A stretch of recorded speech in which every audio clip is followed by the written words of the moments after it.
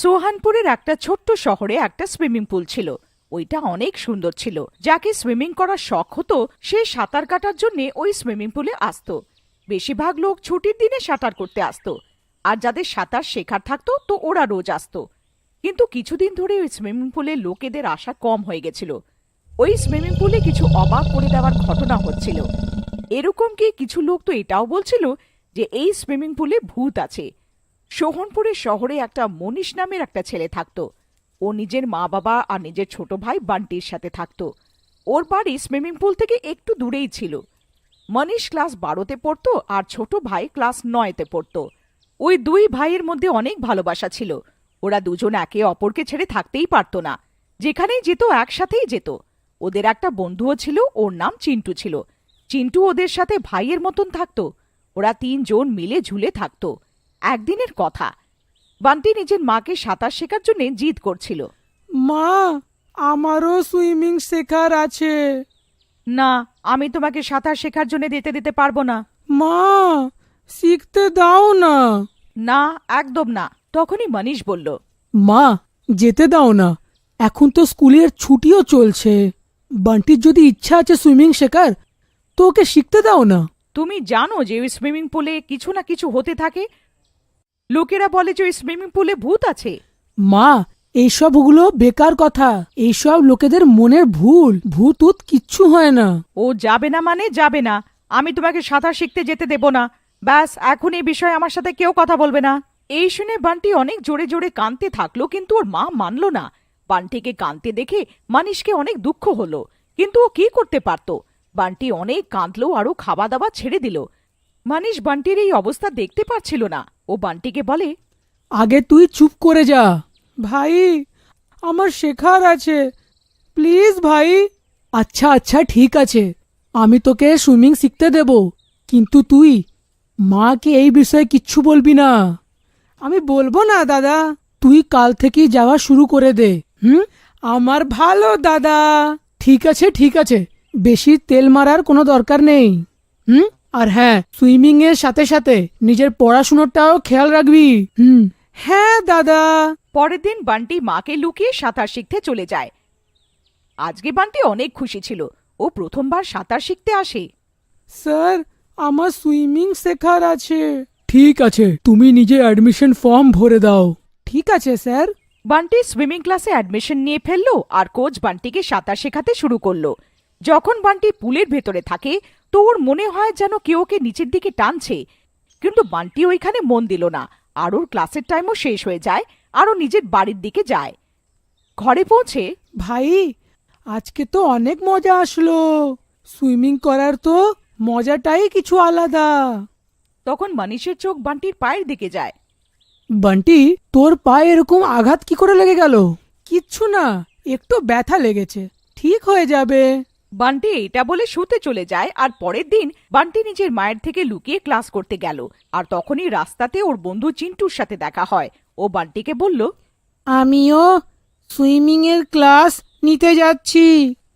আরে বাহ, তাহলে তো অনেক মজা হবে।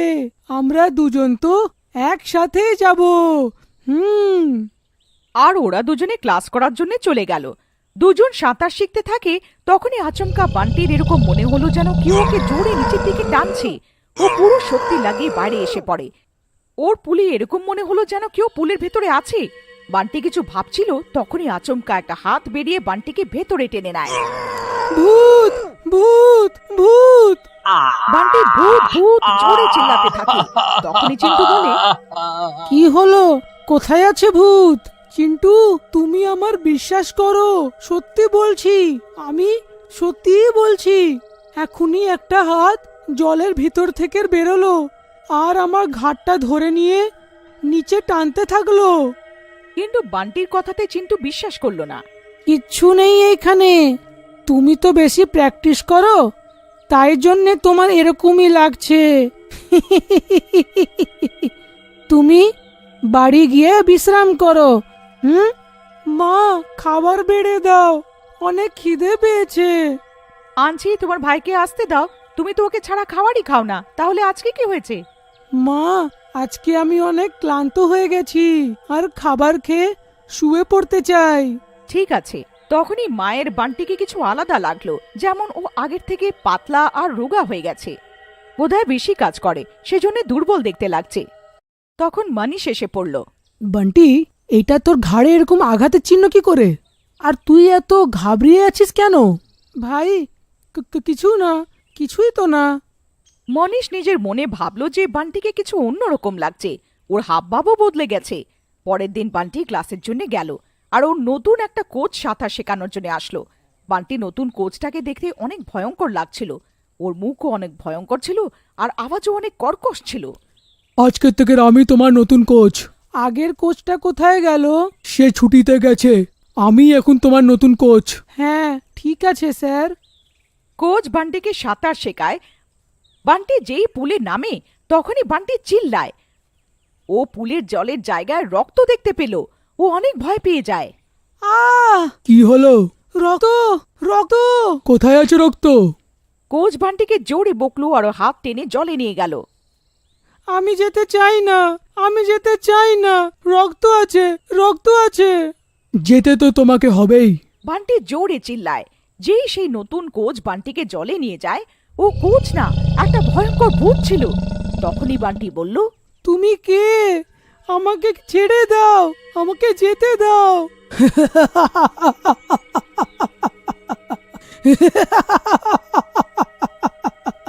এরকম কিরকম ছেড়ে দি? যে কেউ এই সুইমিং পুলে আসবে, সুইমিং শিখতে আসবে, আমি ওকে মেরে ফেলবো। এই সুইমিং পুলটা আমার। তোমার? হ্যাঁ, আমার। আমি আগে এই সুইমিং পুলের মালিক ছিলাম। আমার বন্ধু ছল করে এই সুইমিং পুলটা আমার থেকে কেড়ে নিল। ও আমাকে বিষ দিয়ে মেরে ফেলেছে, আর আমাকে এই সুইমিং পুলে গেড়ে দিয়েছিল। তখন থেকে আমি এখানেই ঘুরে যাচ্ছি। আমি সবাইকে মেরে ফেলবো যে কেউ এই সুইমিং পুলে শিখতে আসবে। আমি ওকে প্রাণে মেরে ফেলবো। কি হয়েছে? তুমি কেন চেঁচাচ্ছ? দেখো, জলে রক্ত আছে। স্যার আমাকে জলে নিয়ে যাচ্ছে।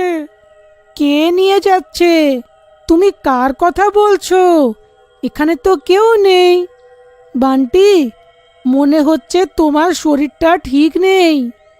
তোমার বিশ্রাম করা উচিত। তুমি কিছুদিন সুইমিং করতে এসোই না, তুমি বাড়িতেই বিশ্রাম করো। হ্যাঁ, বোধহয় তুমি ঠিক বলছো। আমি কিছুদিন অবধি বাড়িতেই বিশ্রাম করব। বান্টি ঘরের দিকে হাঁটা শুরু করলো। রাস্তাতে বান্টির মনে হলো যেন ওর পেছনে কেউ হাঁটছে। ও পেছনে দেখলো, কিন্তু পেছনে কেউ ছিল না। ও বাড়ি গিয়ে নিজের মাকে বলল যে, মা, আমার ঘুম পাচ্ছে, আমি শুতে চাই। আগে খাবার তো খেয়ে নে, তারপর শুয়ে পড়বি। তখনই মনীষ সেখানে এসে গেল। ও বান্টিকে বলল, বান্টি, কি ব্যাপার? তুমি আজকাল এত মনমরা হয়ে থাকো, কিছু ব্যাপার আছে তো বলো। ভাই, এরকম কিচ্ছু নয়, আমি ঠিক আছি। বান্টি আগের থেকে আরো দুর্বল আর অদ্ভুত লাগছিল। মনে হচ্ছে যেন কেউ ওর রোজ শক্তি নিয়ে চলে যাচ্ছে। বান্টির রঙও হলুদ হয়ে গেছিল। মনীষের লাগলো যে বোধহয় বান্টির শরীর ঠিক নয়। ও ভাবলো যে ওকে কালকে ডক্টরের কাছে নিয়ে যাবে। পরের দিন বান্টি আবার ক্লাসের জন্য তৈরি হয় আর সুইমিং এর জন্য চলে যায়। বান্টি, বান্টি, বান্টির শরীরটা ঠিক নেই, এটা নাকি একটু বিশ্রাম করুক। মনীষের বান্টির এরকম পুলে যাওয়াটা ঠিক লাগলো না। আমাকে একবার পুলে গিয়ে একটু দেখা উচিত। বান্টি এত শরীর খারাপ হওয়ার পরেও পুলে কেন গেল? মনীষ বান্টিকে পুলে দেখতে যায়। তো পুলের অবস্থা অনেকই আলাদা ছিল। পুলে অনেক আলাদা রকমের লোক ছিল। কোনো লোকের দুটো মুখ ছিল, তো কোনো লোকের চারটে পা ছিল। আরে, এই পুলে আজকাল কিরকম লোকেরা আসা শুরু করেছে? আমার তো এখন বান্টির জন্য একটু বেশি টেনশন হচ্ছে। মনীষ দৌড়ে পুলের দিকে গেল আর ওইখানে গিয়ে দেখলো যে একটা ভূত বান্টিকে পুলে জোর করে ধাক্কা দিয়ে মারার চেষ্টা করছে। বান্টি, তুমি পুল থেকে বেরিয়ে পড়ো আর পালিয়ে যাও এখান থেকে।